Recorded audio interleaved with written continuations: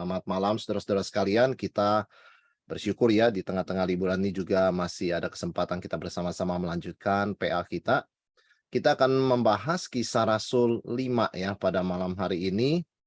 Jadi dengan topik besar dengan judul Disiplin Gereja dan Penganiayaan. Di dalam Kisah Rasul 5 ini kita menemukan satu kisah yang sangat terkenal ya, kita semua kenal. Yaitu adalah kisah Ananias dan Safira, saudara sekalian, ya. Jadi saya bacakan sedikit ya dari Kisah Rasul 5. Ada seorang lain yang bernama Ananias, ia beserta istrinya Safira menjual sebidang tanah. Dengan setahu istrinya, ia menahan sebagian dari hasil penjualan itu dan sebagian lain dibawa dan diletakkannya di depan kaki rasul-rasul. Tetapi Petrus berkata, Ananias, mengapa hatimu dikuasai iblis, sehingga engkau mendustai Roh Kudus dan menahan sebagian dari hasil penjualan tanah itu? Selama tanah itu tidak dijual, bukankah itu tetap kepunyaanmu? Dan setelah dijual, bukankah hasilnya itu tetap dalam kuasamu? Mengapa engkau merencanakan perbuatan itu dalam hatimu? Engkau bukan mendustai manusia, tetapi mendustai Allah. Ketika mendengar perkataan itu, rebahlah Ananias, dan putuslah nyawanya. Maka sangatlah ketakutan semua orang yang mendengar hal itu. Saudara, kisah Ananias ini sebetulnya ada hubungan dengan kisah di Perjanjian Lama, yaitu kisah Akan. Saudara kalau ingat Akan itu ya, satu keluarga yang mencuri barang-barang Yeriko. Kan Yeriko dikalahkan oleh Israel ya dengan pertolongan Tuhan. Tuhan berkata, semua barang di Yeriko itu termasuk ternaknya itu harus dihabiskan, maksudnya harus dihabisi begitu ya, dipersembahkan untuk Tuhan. Tidak boleh mengambil barang apapun begitu kan, karena Yeriko dihakimi oleh Tuhan. Ya tetapi ada sebagian keluarga bilang sayang, ada satu keluarga bilang sayang ini ya, kalau kita buang semua barangnya, wah kita kapan lagi dapat barang-barang yang bagus seperti ini. Maka menahan ya, Akan dan keluarganya menahan sebagian. Saudara sekalian, ada persamaannya ini adalah dengan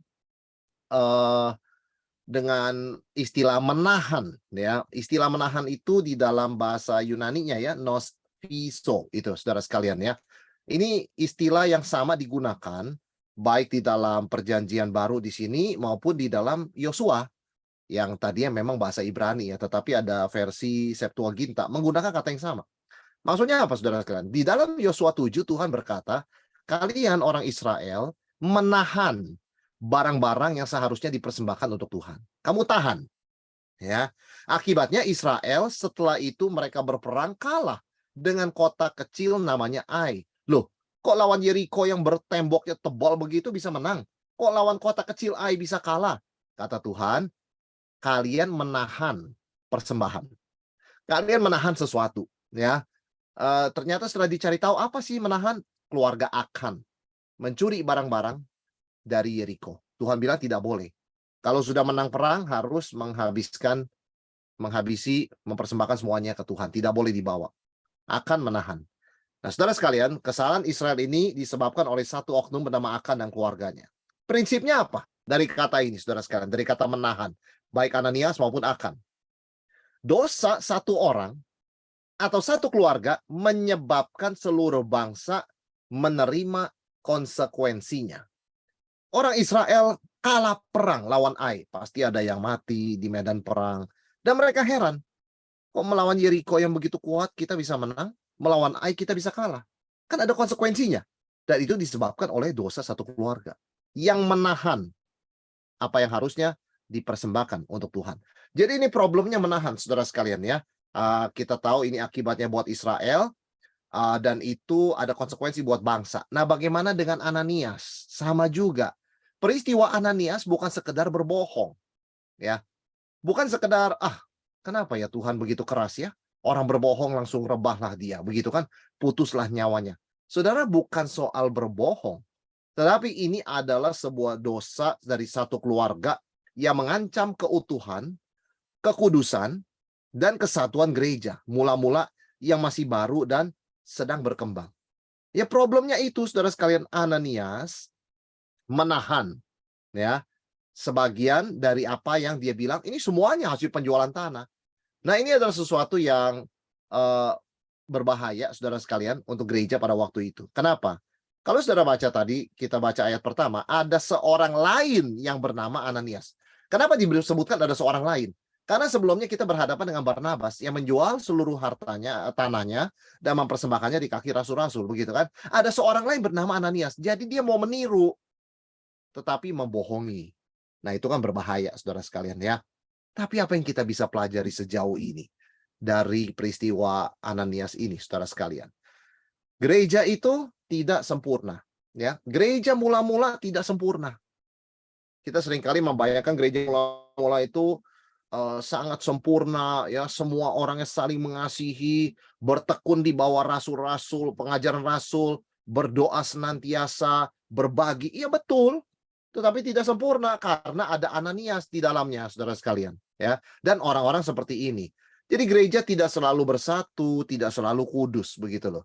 Dan satu hal yang kita belajar juga ya, firman Tuhan itu jujur dan terbuka. Artinya apa? Saudara, sebetulnya kan bagian ini tidak usah dituliskan, ya. Sehingga orang punya kesan, wah gereja mula-mula luar biasa ya, isinya orang-orang kudus semua. Tapi firman Tuhan tidak demikian. Firman Tuhan jujur dan terbuka. Dan Lukas kita tahu menulis kisah Rasul ini kan dipimpin oleh Roh Kudus ya, sehingga dia tidak menutup-nutupi kebobrokan beberapa anggota gereja. Nah, intinya begitu loh. Ya, jadi di antara gereja mula-mula itu, di dalam gereja mula-mula yang kita sering kali kutip sebagai model gereja yang bagus, ternyata itu juga bukan gereja sempurna. Ya, bukan gereja yang tidak ada orang munafik begitu loh. Bukan gereja yang semuanya orang kudus atau hidup dalam kekudusan, sama sekali tidak. Nah, saudara yang terkasih, ini yang kita lihat ya. Nah, namun poin utamanya adalah kehadiran Roh Kudus di dalam gereja. Nah, ini penting saudara sekalian ya. Kehadiran Roh Kudus di dalam gereja ini adalah sesuatu yang sangat penting ya. Oleh karena uh, kita lihat peristiwa Ananias Safira ini yang nampaknya kecil, ternyata tidak luput dari perhatian Tuhan. Yang mau dikatakan oleh Petrus, yang mau dikatakan oleh Lukas adalah Roh Kudus ada di gereja. Roh Kudus hadir di gereja. Meskipun gereja itu lemah, gereja itu masih kecil, gereja itu isinya orang-orang yang percaya begitu kan ya. Tetapi gereja itu tidak lemah karena di situ ada kehadiran Roh Kudus ya. Dan Roh Kudus itu adalah sumber kekudusan dan juga sumber disiplin di dalam gereja.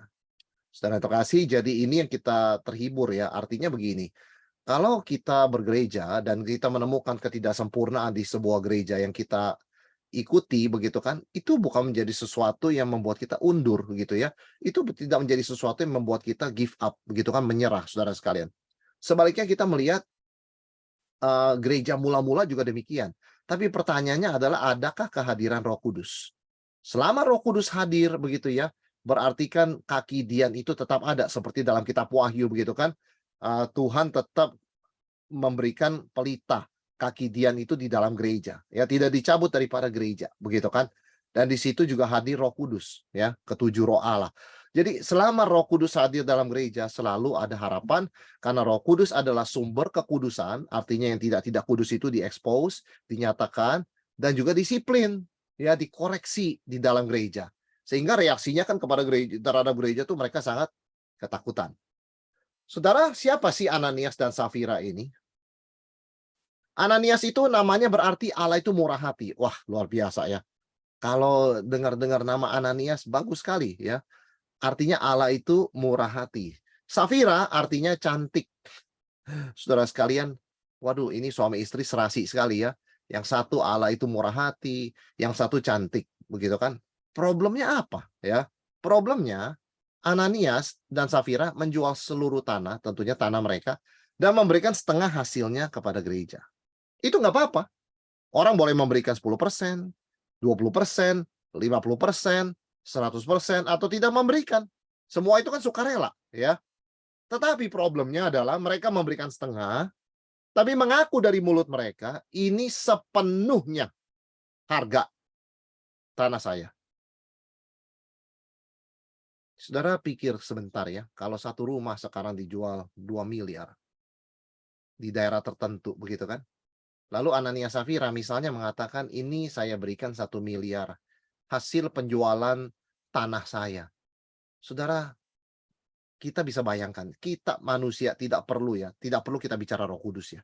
Kita berpikir, apa iya tanah di daerah tersebut yang 1 meternya sekian, kok cuma 1 miliar begitu kan?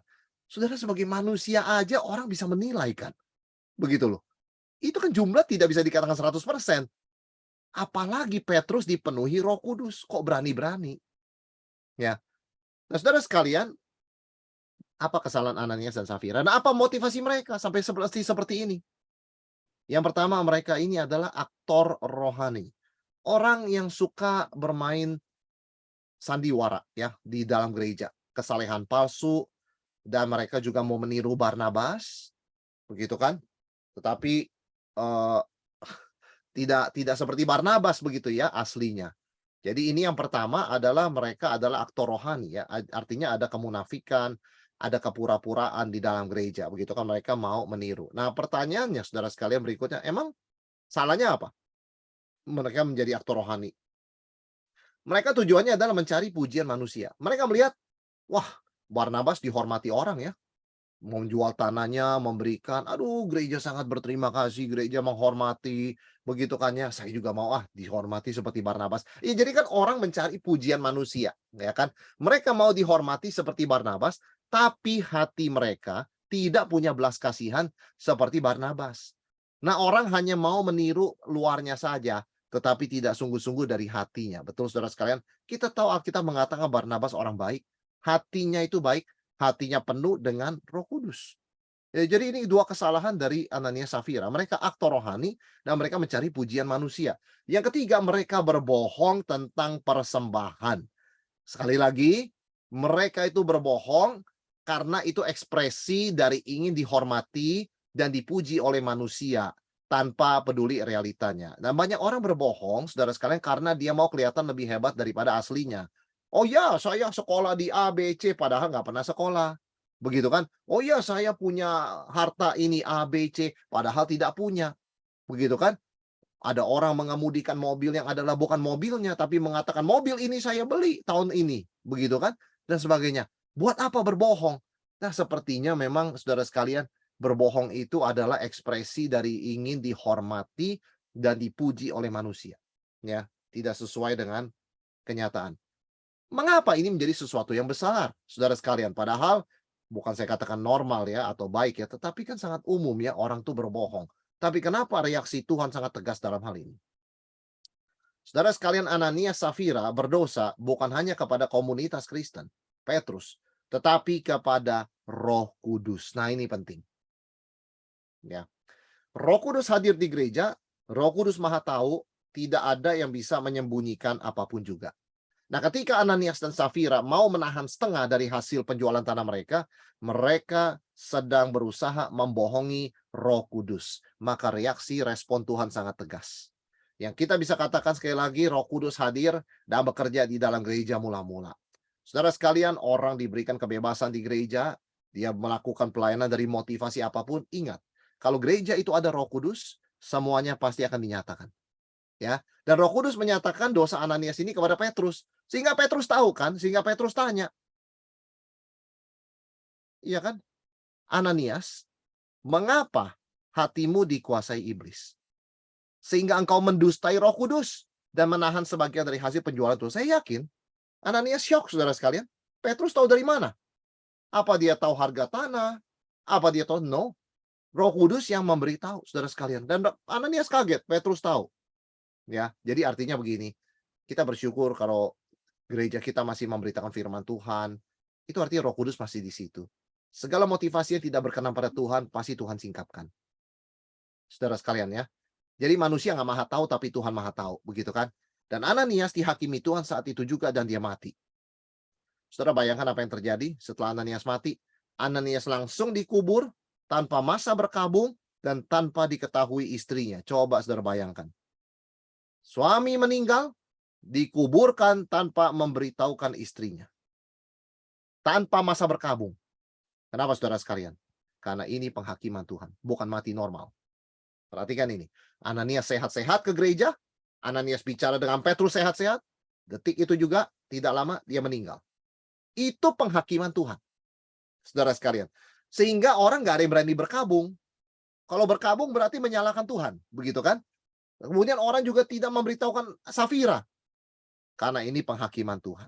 Dan Tuhan juga mau menguji Safira. Saudara sekalian, tetapi kita juga tidak mau melihat ini hanya sekedar sebagai penghakiman, ya. Karena penghakiman dan kemurahan Tuhan itu sering berjalan bersama. Maksudnya apa? Sebetulnya dalam kasus Ananias ada kemurahan Tuhan, ya. Dihukum tubuhnya mati supaya jiwanya tidak binasa. Saudara, kalau ini dibiarkan, next time dia berbohong lagi. Next time dia kasih 25%, dia bilang 100%. Next time dia kasih 10%, dia bilang 100%. Next time dia kasih 1%, dia bilang 100%. Karena dia berhasil. Jadi Tuhan sayang dia. Maka dicabut nyawanya. Supaya jangan terus berbohong dan merusak gereja. Ya, ini menandakan sebetulnya penghakiman Tuhan bagi anak-anak Tuhan. Begitu ya. Itu juga berjalan bersama dengan kemurahan Tuhan. Tuhan izinkan Tuhan cabut nyawanya supaya jiwanya tetap diselamatkan, tidak binasa, ya. Tetapi itu untuk Ananias. Tetapi efeknya buat jemaat adalah peristiwa ini menimbulkan rasa takut di antara jemaat. Saudara sekalian, gentarlah semua orang. Oleh sebab kenapa? Siapa sih di antara kita nggak pernah berbohong, saudara sekalian? Kita semua manusia dilahirkan dalam dosa, pasti salah satu yang paling kita sering lakukan adalah berbohong, langsung maupun tidak langsung. Ya. Sehingga jemaat kaget, waduh kalau berbohong mati, kita semua mati dong, begitu kan? Nah itu tujuan Tuhan. Aku maha tahu, jangan ada orang menyembunyikan diri. Saudara sekalian, dan kita perlu takut ya sebetulnya. Rasa takut itu bukan sesuatu yang nggak baik loh. Ada orang berkata, rasa takut itu nggak sehat. Oh, tergantung takut apa, saudara sekalian. Alkitab mengatakan di sini, jemaat itu takut apa? Takut akan Tuhan. Justru kita harus takut akan Tuhan supaya kita bisa melawan iblis, saudara sekalian ya. Kita harus takut akan Tuhan supaya kita bisa melawan iblis. Dan saya katakan, seperti firman Tuhan katakan, saudara sekalian, takut akan Tuhan itu sehat. Ya, takut akan Tuhan itu sehat.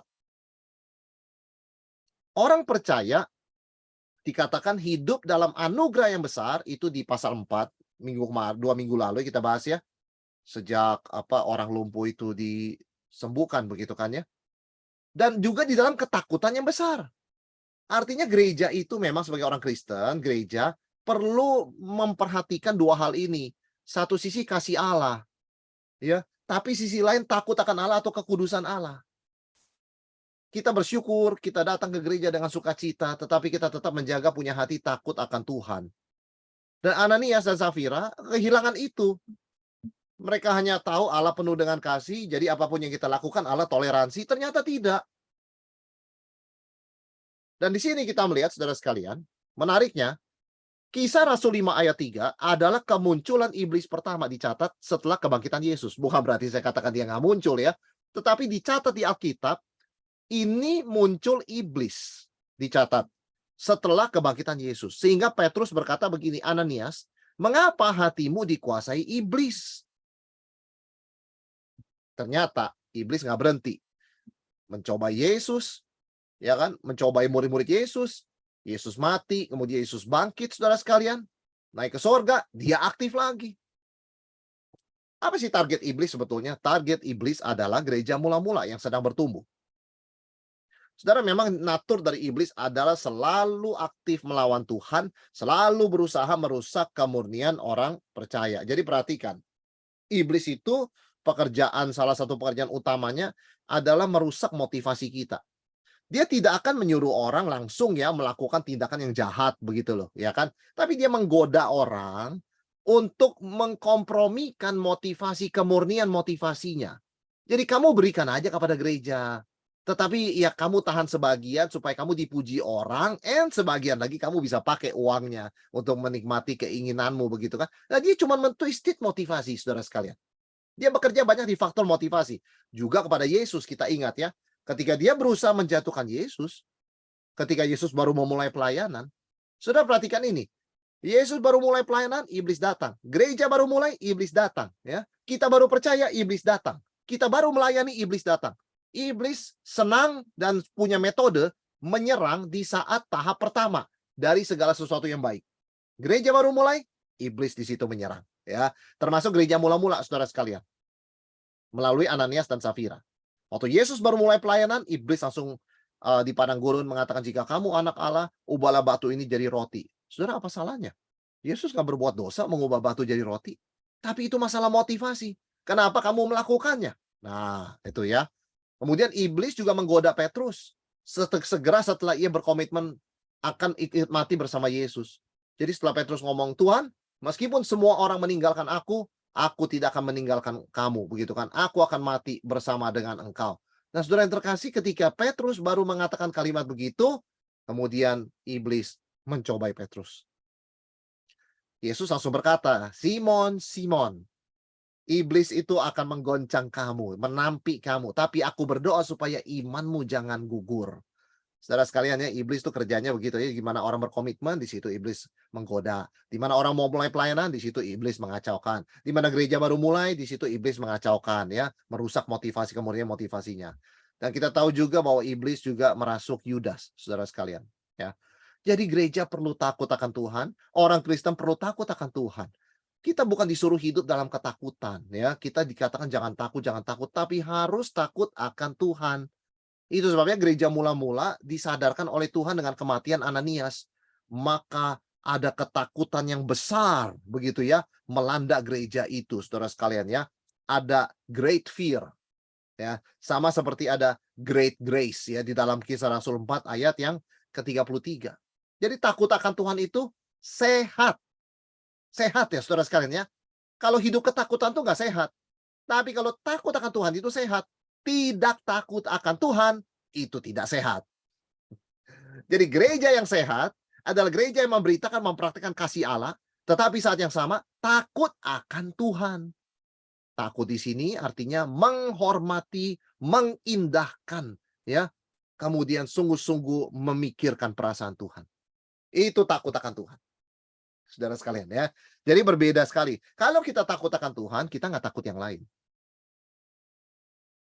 Kalau kita tidak takut akan Tuhan, apapun kita takutkan, dari hal besar sampai hal kecil. Itu yang penting, saudara sekalian. Maka Yesus berkata, jangan takut dengan orang yang bisa membunuh tubuh. Takutlah kepada Tuhan yang bisa membunuh tubuh dan membinasakan jiwa. Itu fear itu, ketakutan itu mesti objeknya benar. Tuhan. Sehingga kamu nggak takut sama yang bisa bunuh tubuh, nggak takut sama yang bisa merampok, nggak takut sama yang bisa apa. Karena kamu takut akan Tuhan. Saudara sekalian, itu penting ya, itu sehat. Takut akan Tuhan itu murni, kata pemazmur, ada untuk selamanya. Jadi kita melihat di dalam gereja mula-mula ada pertempuran, ada kehadiran Roh Kudus, ada pekerjaan iblis. Saudara, kita udah lihat ya, iblis tidak berhenti dengan kebangkitan Yesus, melainkan meneruskan serangannya kepada gereja dan kepada orang Kristen sepanjang sejarah. Sehingga ada kalimat begini, saudara sekalian.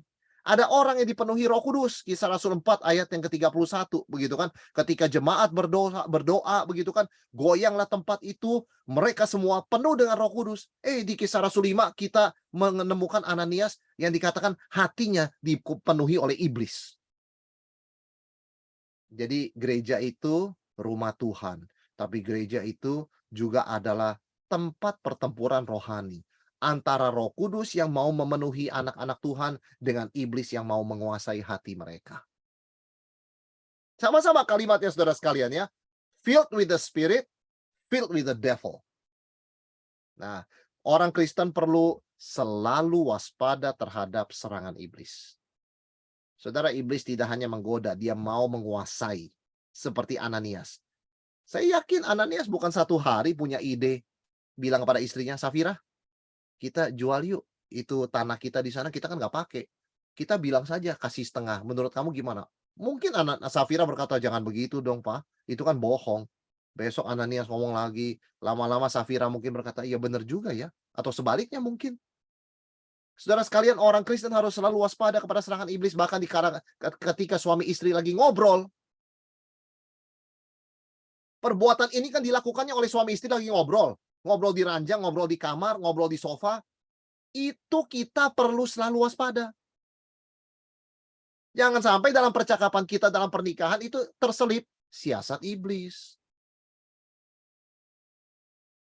Itu semua kita belajar di sini, dan kita juga perlu selalu dipenuhi oleh Roh Kudus dan firman, saudara sekalian ya. Karena mengingat iblis nggak pernah istirahat, kita perlu terus bergantung pada Roh Kudus tanpa berhenti, saudara sekalian. Jadi kesalahan Ananias itu bukan pada harga jual ya, jangan dikatakan, "Tuhan kok hitung-hitungan ya, orang kasih 50% kan nggak apa-apa." Oh no, bukan itu. Semua milik Tuhan kok.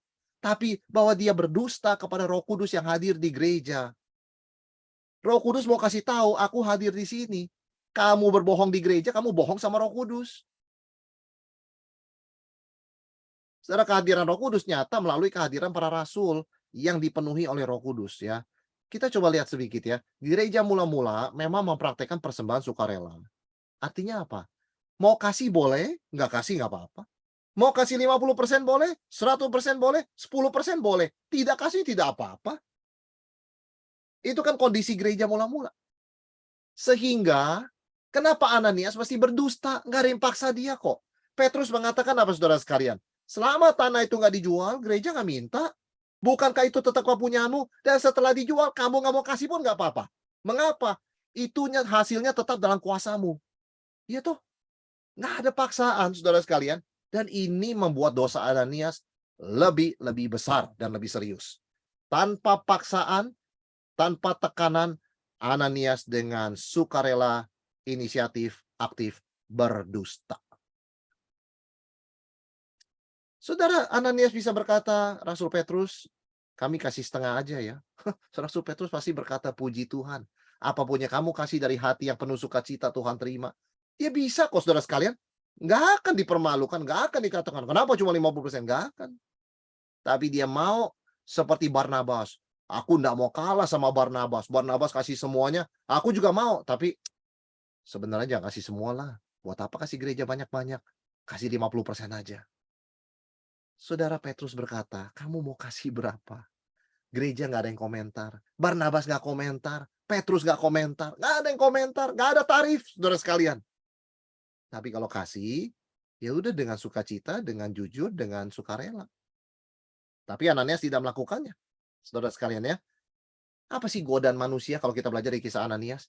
Kita itu harus waspada kepada godaan mau lebih dihormati dan mau lebih kelihatan murah hati di mata orang lain. Wah, hebat ya Bapak Barnabas memberikan sekian. Dia juga mau tuh. Wih, Bapak Ananias tidak kalah loh. Luar biasa Bapak Ananias. Saudara, buat apa begitu? Itu ketika Ananias memberi persembahan ya. Kenapa dia mesti ada pikiran-pikiran mau dihormati? Saudara sekalian, bukan hanya mau dihormati, lebih dihormati, mau kelihatan murah hati. Oh, kalau ada apa-apa minta bantuan ya kepada Ananias. Dia murah hati begitu kan? Padahal tidak. Padahal tidak. Dia mau kelihatan aja ya, kelihatan sebagai orang yang murah hati. Saudara sekalian yang kita bisa pelajari ya, gereja perlu kudus, keluarga pasti kudus ya. Dosa berdusta ini ternyata dilakukan secara bersekongkol oleh suami istri namanya Ananias dan Safira. Saudara, kita harus ingat ya, keluarga itu apa? Keluarga sejati itu adalah keluarga yang sudah ditebus oleh darah Tuhan Yesus. Dan kita tahu keluarga itu adalah gereja. Gereja adalah keluarga Allah, keluarga yang sudah ditebus oleh darah Tuhan Yesus. Nah, Ananias dan Safira sebagai keluarga, suami istri, mau mencemari keluarga Tuhan. Padahal keluarga mereka berdua ini loh ya, suami istri yang perlu disucikan oleh keluarga tuh seperti keluarga Tuhan. Kok mereka mau mencemarkan gereja? Kong kali kong, konspirasi begitu kan ya, berbohong, memberi 50% bilang kepada Rasul Petrus 100%. Saudara bayangkan, mereka kasih kepada Rasul Petrus bilangnya ini 100%. Saudara bisa bayangkan Rasul Petrus ngumumkan misalnya begitu kan ya, kita mengucap syukur kepada Tuhan hari ini, Bapak Ananias, Ibu Safira memberikan sekian, 100%. Petrus ikut bohong kan? Roh Kudus lindungi hamba-hambanya, saudara sekalian. Roh Kudus lindungi para rasul. Roh Kudus menjaga kehormatan gerejanya. Seharusnya keluarga Ananias dan Safira itu keluarga Ananias Safira itu kan mengikuti dunia ya, mau dihormati, mau kelihatan murah hati. Seharusnya keluarga Kristen itu seperti gereja yang mempengaruhi dunia, bukan seperti keluarga Anania Safira yang dipengaruhi dunia, ya, yang mau mempengaruhi gereja, saudara sekalian. Jadi kita harus ingat ini, saudara sekalian ya, keluarga itu penting, gereja sangat penting. Di dalam gereja kita ada etika, kita ada standar kekudusan, ada firman Tuhan, standar iman, begitu kan. Dan biarlah kita dalam keluarga kita boleh menjadi seperti gereja. Ya bukan sebaliknya, gereja menjadi seperti keluarga yang seperti ini, saudara sekalian, seperti Ananias dan Safira. Jadi gereja bukan sekedar kumpulan keluarga yang mengaku Kristen dan beribadah sama-sama, saudara sekalian.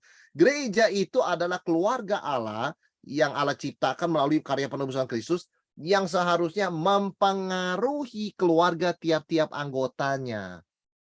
Semestinya keluarga Ananias Safira ketika sudah mau berbohong, mereka saling mengingatkan, "Di gereja kan kita nggak diajarkan begitu, Pak. Ya, di gereja kan kita tidak diajarkan begitu, jadi kita nggak boleh seperti" mestinya kan seperti itu. Keluarga ini mengikuti gereja, keluarga Allah. Bukannya malah mau merusak keluarga Allah jadi seperti keluarga mereka yang berdusta, saudara sekalian. Nah, ini yang kita perlu pahami dalam hubungan antara gereja dan keluarga. Saudara sekalian, lanjut kepada Safira, ya. Saudara, Safira mendapatkan kesempatan untuk jujur. Karena Petrus bertanya kepada dia. 3 jam kemudian, ayat 7, masuklah istri Ananias, tetapi ia tidak tahu apa yang terjadi. Kata Petrus kepadanya, katakanlah kepadaku dengan harga sekian tanah itu kamu jual. Jawab perempuan itu, betul sekian, ayat 9. Kata Petrus, mengapa kamu berdua bersepakat untuk mencobai roh Tuhan? Lihatlah orang-orang yang baru mengubur suamimu, berdiri di depan pintu, mereka akan mengusung engkau juga keluar. Lalu rebahlah perempuan itu seketika itu juga di depan kaki Petrus, dan putuslah nyawanya. Saudara sekalian, sebetulnya Safira tidak langsung dihukum ya, ditanya sekali lagi. Dia ditanya secara pribadi oleh Petrus tanpa menyebut tentang Ananias. Artinya apa? Safira, sekarang suamimu nggak ada nih. Kamu boleh ngomong apa adanya. Tanpa takut dipaksa, ditekan, diintimidasi suamimu. Dia juga bohong, saudara sekalian.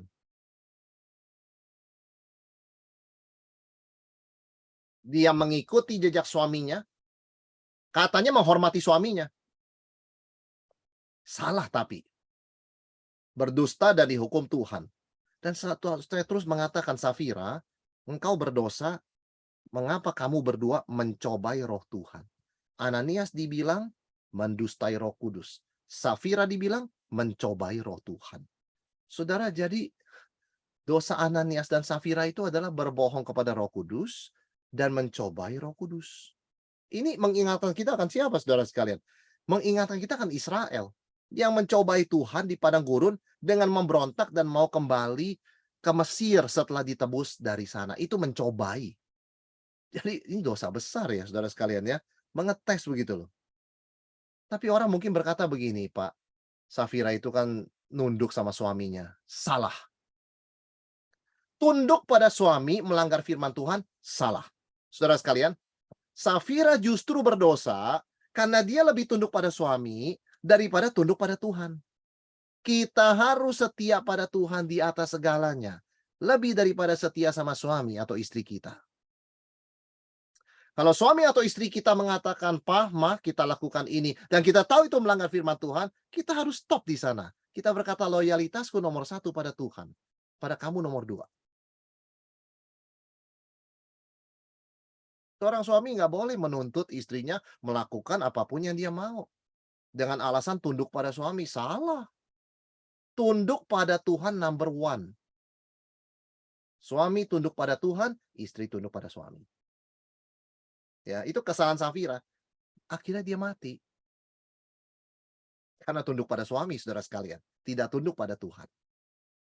Loyalitas tertinggi seorang istri Kristen itu kepada Tuhan, baru kepada suaminya.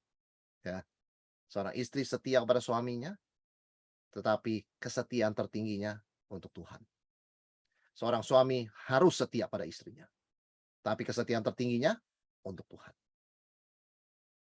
Suami dan istri Kristen masing-masing harus jujur kepada Tuhan. Bukan saling berlindung di balik pasangannya. Atau seperti Adam Hawa, nenek moyang kita, yang saling menyalahkan saudara sekalian. Oh, Tuhan, ini perempuan yang kau tempatkan di sisiku. Dia yang kasih aku makan. Saudara sekalian, kita belajar dari sini bagaimana sebagai sekeluarga yang disatukan oleh Tuhan ya, suami istri. Di dalam percakapan kita perlu ada kasih, perlu ada sukacita, tapi juga perlu ada takut akan Tuhan. Sehingga itu berfungsi sebagai penjaga atau pagar ya. Sehingga percakapan kita itu tetap berjalan di dalam jalan Tuhan. Maka bagaimana saudara sekalian sikap kita yang benar terhadap dosa? Pak, kalau suami saya mau berdosa, istri saya mau mengusulkan dosa, apa yang harus dilakukan atau apa yang harus saya lakukan? Saudara, ada 4, maafkan ya saya salah ketik di sini, ada 4 hal yang salah, ya. Ada 4 hal yang salah yang sering kita lakukan tentang dosa. Yang pertama, mengabaikan. Jadi kita biarkan aja dosa, udahlah, itu dosa orang, kita abaikan, begitu kan. Atau yang kedua, lebih parah lagi, kita benarkan, sebenarnya itu nggak dosa kok. Kalau kita pikir-pikir sebentar, misalnya begitu kan ya, kita jangan terlalu menyalahkan Safira lah. Mungkin Safira itu ditindas oleh suaminya. Iya kan, awas ya kalau kamu berani kasih tahu Petrus ya, 100% ya, saya marah sama kamu. Kita harus dong memaafkan Safira. Mungkin saja dia ditindas suaminya. Saudara sekalian, kita nggak boleh membenarkan dosa dengan alasan apapun. Yang Safira lakukan, Tuhan bilang, salah. Apapun alasannya, kita nggak bisa membenarkan dosa. Atau menjelaskan untuk membela, ya tapi kita pahamilah ya, Ananias kan punya gengsi juga sebagai manusia. Dia nggak mau kalah dong sama Barnabas. Barnabas begitu, Ananias kan juga orang-orang yang keluarga baik-baik begitu kan. Dia juga kan, ya kita nggak boleh kejam. Saudara, kita nggak bisa membela dosa. Kita nggak bisa menjelaskan ulang tentang dosa lalu mengatakan sebenarnya tidak terlalu dosa-dosa amat. Sebaliknya, kita harus mengikuti apa yang Tuhan katakan. Ini bukan sekedar bilang 100%, 50%. Ini mendustai Roh Kudus dan mencobai Roh Kudus. Apa nggak besar itu, saudara sekalian? Ya.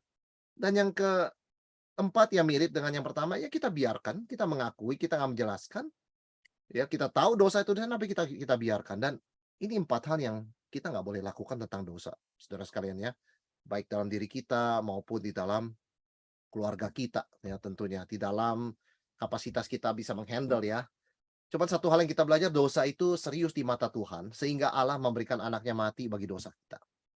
Maka seharusnya bagaimana ya kalau kita menemukan ada dosa di dalam keluarga begitu ya. Apa yang harus kita lakukan dalam gereja begitu kan? Bagaimana sikap yang benar kepada dosa? Saudara sekalian, bertobat. Jangan coba dijelaskan, jangan coba dimaafkan, jangan coba dimengerti, "Aduh, tapi ya saya ini sebenarnya ke dalam keadaan kepepet." Saudara, number one itu bertobat. Dosa adalah dosa. Nggak ada di mata Tuhan besar kecil. Di mata Tuhan tuh dosa adalah sebuah pelanggaran kepada kekudusannya. Ketika kita memercikkan sebuah tinta di kain yang sangat putih sekali, apakah tinta itu dipercikkan 1 sentimeter, dipercikkan 1 meter, sama-sama mencemari, pakaian itu nggak bisa dipakai. Pakaian gaun pernikahan wanita dipercikkan 1 sentimeter tinta, apa bisa dipakai? Sama dengan dipercikkan 1 meter tinta, tidak bisa dipakai saudara sekalian. Itu sudah tercemar, tidak lagi baik warnanya, tidak lagi murni warnanya. Maka sikap kepada dosa yang benar adalah kita bertobat. Yang kedua, kita harus mematikan. Kalau ada godaan berbohong, godaan untuk mau lebih dihormati, godaan mau diperhatikan mencari pujian manusia, mari kita matikan keinginan itu. Ya. Waduh, tapi kan Pak sebetulnya cari pujian manusiawi. Sekali lagi, jangan coba membela, membenarkan, dan menjelaskan dosa. Saudara sekalian ya, yang kita harus lakukan, mematikan.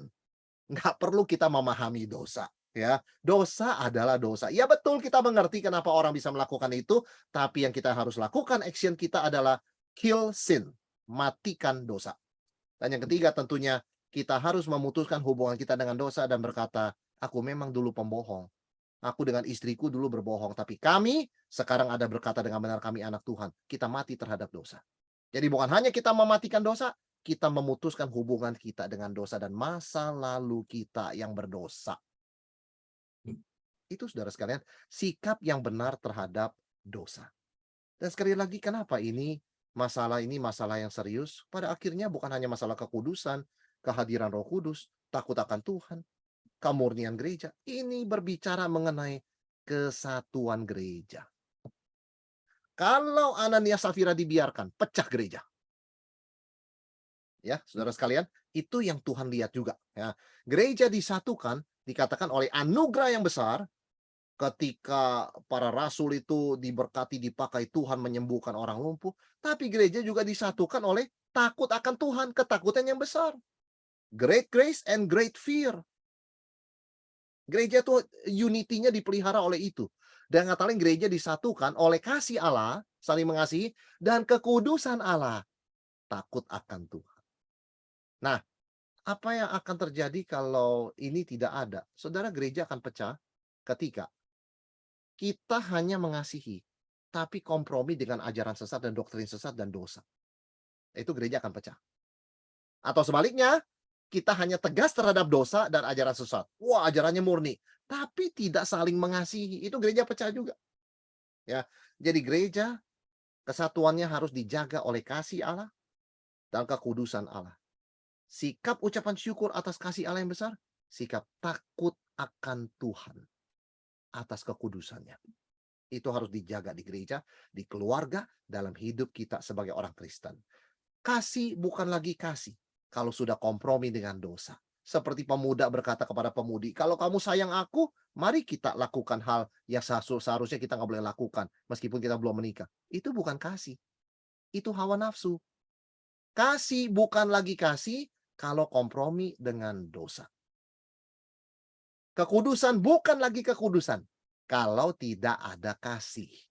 Ya, itu spirit Farisi, saudara sekalian. Ya, jadi gereja harus memiliki keduanya. Orang Kristen harus memiliki keduanya. Keluarga Kristen suami istri, orang tua anak harus punya keduanya. Kolose 3 ayat 12 mengatakan kalimat yang luar biasa. Karena itu sebagai orang-orang pilihan Allah yang dikuduskan dan dikasihinya. Perhatikan. Dikuduskan dan dikasihinya. Holy and beloved. Saudara, kita dua-duanya. Ya, Tuhan mengasihi kita, kita bersyukur. Tapi kita nggak berani main-main sama Tuhan. Karena dia menguduskan kita dengan darah Yesus. Kita nggak bisa main-main dengan Tuhan. Kita nggak bisa main-main berdoa, main-main ibadah, main-main kita baca Alkitab, main-main kita ikut studi Alkitab dan sebagainya. Nggak bisa. Kita serius menghormati Tuhan.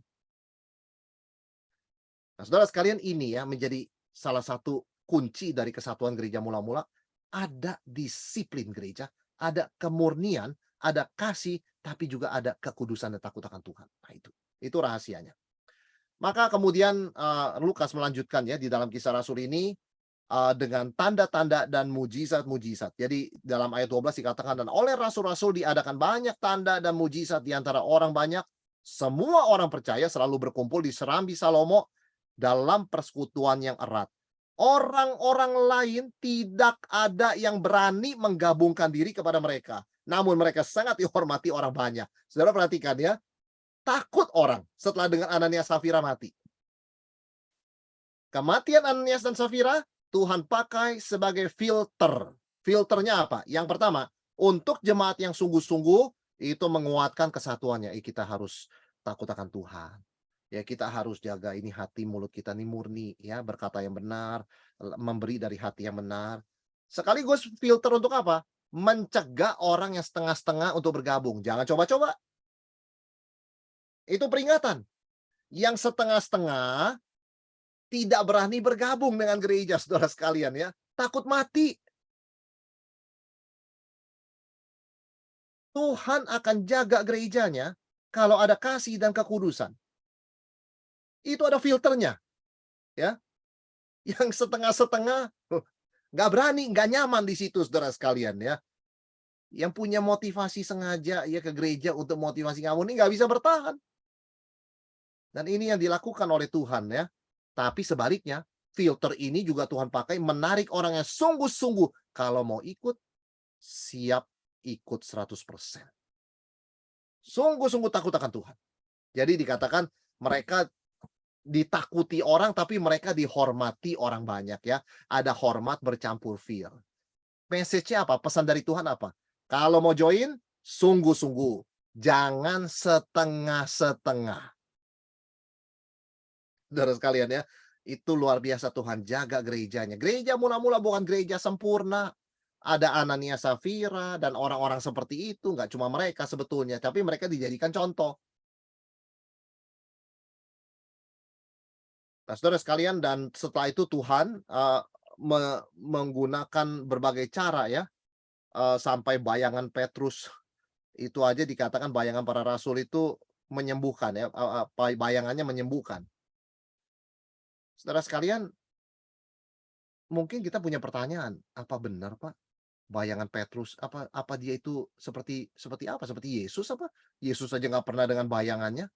Saudara sekalian, memang kita harus lihat konteksnya ya. Ada kepercayaan umum mengenai bayangan. Bayangan seseorang atau bayangan patung bisa membawa malapetaka atau berkat. Itu kepercayaan loh, saya katakan ya. Jadi jangan dibilang ini ajaran Alkitab. Itu kepercayaan Yahudi. Tulisan Rabi Yahudi atau Mishnah memperingatkan orang Yahudi agar jangan coba-coba lewat di depan bayangan patung Asyera atau mayat. Nanti kamu mati. Jadi orang Yahudi punya kepercayaan takyul. Takyul ya saudara sekalian ya. Kalau kita berdiri dekat bayangan berhala, kita kena malapetaka. Bahkan orang Yahudi juga percaya bahwa untuk bisa mengusir roh jahat pakai isi perut ikan. Jadi kalau kita beli ikan, kita potong perutnya, jangan dibuang jeroannya. Jangan dibuang, itu taruh di depan rumah bisa mengusir roh jahat. Dagingnya kita makan. Saudara, kita orang Kristen nggak boleh percaya pada takyul demikian. Nggak ada bayangan orang bisa menyembuhkan. Wah, tapi sebentar Pak. Ini tulisan Alkitab begini. Dan makin lama makin bertambahlah jumlah orang yang percaya kepada Tuhan baik laki-laki maupun perempuan, ayat 14. Bahkan mereka membawa orang-orang sakit keluar ke jalan raya dan membaringkannya di atas balai-balai dan tilam supaya apabila Petrus lewat, setidak-tidaknya bayangannya mengenai salah seorang dari mereka. Itu kan kepercayaan mereka. Tapi Tuhan pakai nggak saudara sekalian? Di tengah keterbatasan mereka. Tuhan menyembuhkan mereka nggak? Jawabannya, iya. Kita nggak boleh tahyul, kita nggak boleh percaya gitu-gituan. Tapi kalau Tuhan bekerja di dalam keterbatasan orang, itu kedaulatan Allah. Orang-orang yang konsepnya setengah masih tahyul, Tuhan berbelas kasihan. Sembuhkan mereka.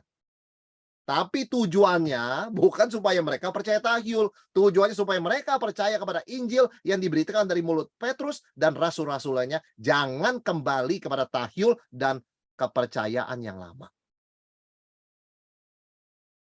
Dan saudara sekalian, Tuhan pakai ini untuk menarik banyak orang datang. Ya. Tetapi kita harus jelas di sini. Orang Kristen tetap tidak boleh percaya dan tidak boleh mempraktikkan unsur-unsur takyul atau kepercayaan leluhur. Taruh nasi di depan, taruh apa. Orang Kristen tidak mempraktikkan hal demikian. Taruh kaca di depan. Kenapa kalau roh jahat datang dia lihat mukanya jelek nggak berani masuk. Kita nggak praktekkan hal-hal seperti itu saudara sekalian. Itu adalah pelanggaran kepada doktrin, kepada standar firman Tuhan.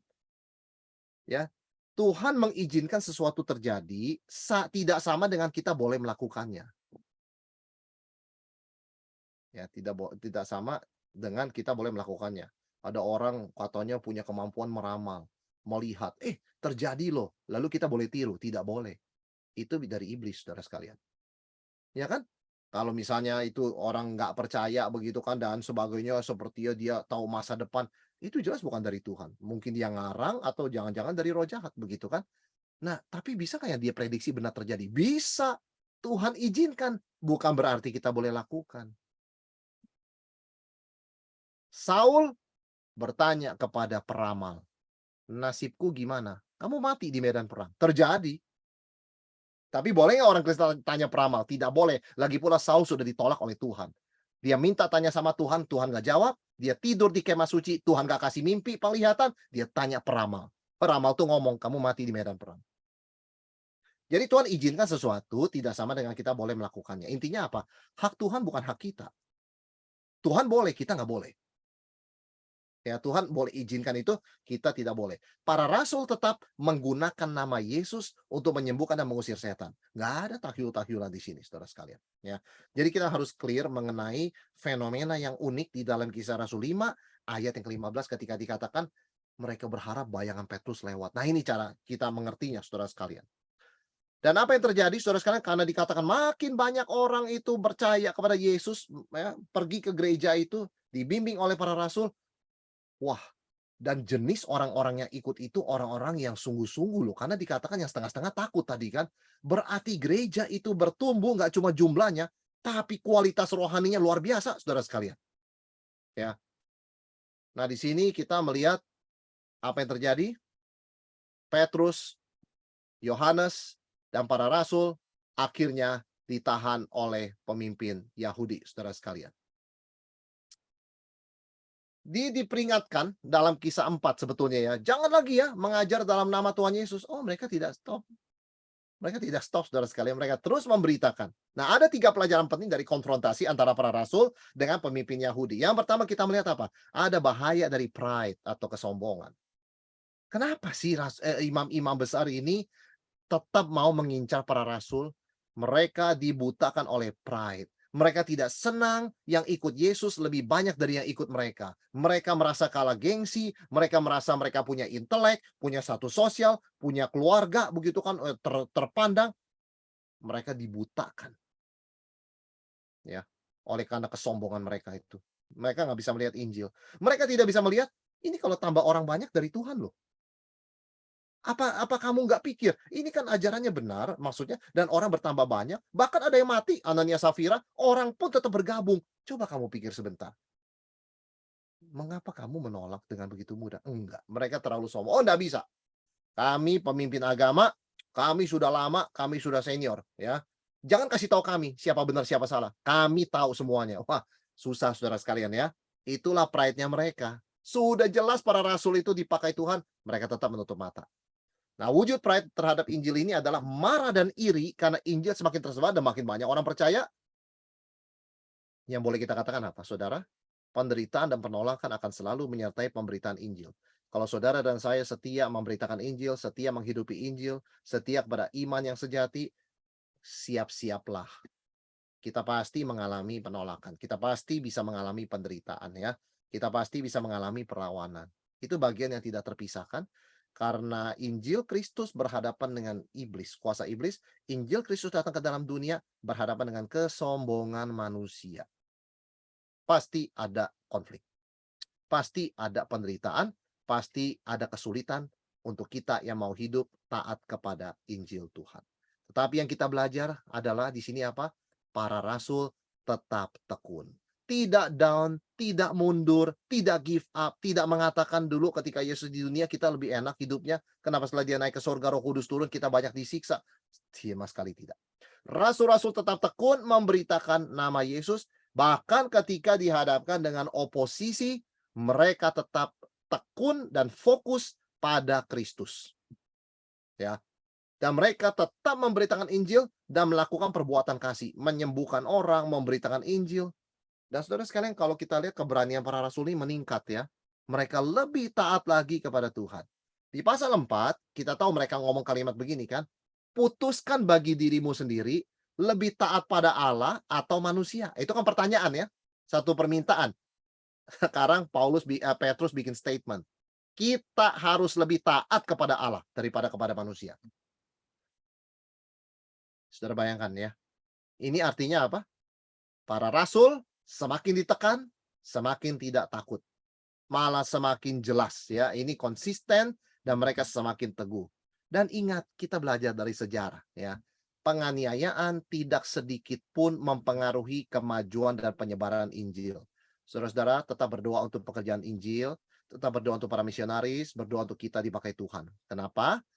Karena saudara baca di sana sini gereja ditutup, gereja dibakar, orang Kristen dibunuh, banyak yang meninggalkan Kristen, percayalah. Ya, betul-betul kita tahu tidak ada yang bisa menyetop rencana kemajuan Injil Tuhan. Tidak ada. Tidak ada. Dan kita akan lihat itu di Kisah Rasul 9 ya. Ada satu orang namanya Saulus mau menyetop Injil kan. Apa yang terjadi? Kita akan bahas nanti. Nggak ada yang bisa. Mengancam, membunuh, memenjarakan, menangkap, tidak ada yang bisa. Kisah Rasul dituliskan sebagai sejarah untuk mengingatkan kita. Ingat sejarah. Nothing. Tidak ada sesuatu pun yang bisa menyetop kemajuan Injil Tuhan. Tetap berdoa, tetap setia melayani, tetap setia percaya, tetap setia bersaksi. Jangan pernah mundur. Nah, saudara sekalian, hikmat itu muncul kalau kita taat. Ya, banyak orang berkata, mungkin para rasul perlu hikmat ya Pak ya. Harusnya ngomong ginilah, kami seminggu sekali aja penginjilannya. Ya, jadi ya kami ada 50%, kamu 50% lah. Saudara, mereka tidak kompromi. Itu bukan hikmat, itu kompromi begitu kan ya. Mereka taat. Dari situ baru Tuhan kasih hikmat cara menjawabnya. Nah, tapi kalau ada orang mau hikmat tapi nggak mau taat, wah itu jadi kompromi. Begitu kan? Tanpa obedience, tanpa ketaatan, nggak ada wisdom. Hanya ada excuse. Kalau orang berkata begini, saudara dia nggak pernah mau beritakan Injil, dia nggak pernah percaya pada Injil, ya kan? Lalu dia katakan gini, ya kita kita nggak usah lah memberitakan Injil, kita ngobrol aja ya soal soal agama, soal apa. Saudara itu kan kompromi, dia nggak taat pada Tuhan kok. Apanya wisdom, apanya hikmat begitu kan? Jadi masih jelas di sini obedience itu adalah dasar dari wisdom ya. Orang harus taat dulu, baru Tuhan kasih dia hikmat. Ya kalau dia tidak mau taat, bagaimana bisa dapat hikmat begitu kan? Ada orang misalnya berdoa begitu kan, Tuhan berikan saya berhikmat nih di meja judi supaya saya kalau pasang kena begitu kan. Saudara mana mungkin Tuhan kasih hikmat. Ya bahwa dia ada di meja judi kan sudah tidak taat pada Tuhan. Kalau dia keluar dari kasino, keluar dari meja judi, kemudian tidak mau lagi berjudi, dia mau taat pada Tuhan, Tuhan berikan aku hikmat dong, gimana cara cari nafkah yang benar, tidak pakai masuk-masuk ke judi lagi. Nah itu Tuhan kasih wisdom, karena dia sudah obey, dia taat. Nah kalau dia sambil main di kasino, judi, lalu berdoa minta hikmat supaya kena, kalau kena pun bukan dari Tuhan, saudara sekalian. Ya. Nah, ini yang kita harus jelas ya. Yang kedua kita lihat ini ketekunan para rasul. Yang ketiga apa? Luar biasa, ada intervensi Tuhan. Saudara, Tuhan tidak pernah tinggalkan anak-anaknya. Ya, kita menderita, kita mengalami kesulitan, tapi Tuhan selalu menyertai. Tuhan mengutus seorang malaikat membebaskan para rasul dari penjara, saudara sekalian, ya. Dan Tuhan meneguhkan misinya, terus beritakan Injil di Bait Allah. Saudara bayangkan, apa yang Tuhan suruh? Kamu jangan lari dari Bait Allah tempat kamu ditangkap. Kamu kembali ke sana. Kamu beritakan di lokasi Bait Allah. Saudara sekalian ya, luar biasa ada intervensi Tuhan di sini.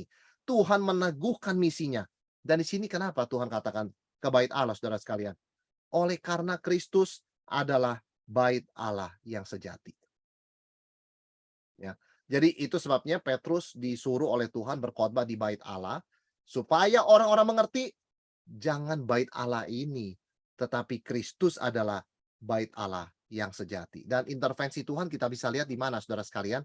Di dalam kumpulan orang banyak itu, para Sanhedrin, mahkamah agama yang menghakimi para rasul, Tuhan memecah melalui seorang tokoh bernama Gamaliel. Gamaliel ini guru besar yang sangat dihormati ya. Profesor bidang agama Yahudi kira-kira begitu ya di dalam Sanhedrin. Gamaliel mengatakan apa saudara sekalian? Satu kalimat. Karena itu aku berkata kepadamu ayat 38. Janganlah bertindak terhadap orang-orang ini. Biarkanlah mereka. Sebab jika maksud perbuatan mereka itu berasal dari manusia, tentu akan lenyap. Tetapi kalau berasal dari Allah, kamu tidak akan dapat melenyapkan orang-orang ini. Mungkin ternyata juga nanti bahwa kamu melawan Allah. Wah, ini posisi luar biasa ya. Saudara, orang Saduki mau menghukum mati Petrus. Itu adalah keputusan Sanhedrin yang membunuh Yesus. Ini sudah hampir tidak bisa di-stop kalau sudah Sanhedrin. Saudara sekalian ya. Tetapi puji Tuhan, dipecahin oleh Tuhan. Orang Farisi nggak setuju. Orang Farisi tidak setuju. Dan siapa profesor doktornya Farisi? Gamaliel. Bangkit dia, lalu dia berkata, nggak boleh. Kamu biarin aja. Kalau dari manusia, nanti pengikutnya hilang sendiri. Pasti mati. Tapi kalau dari Tuhan, Kamu nggak bisa nyetop mereka. Bahkan kalau kamu nyoba, kamu melawan Tuhan. Saudara, Gamaliel mengatakan ini ada alasannya, yaitu apa? Belajar dari sejarah.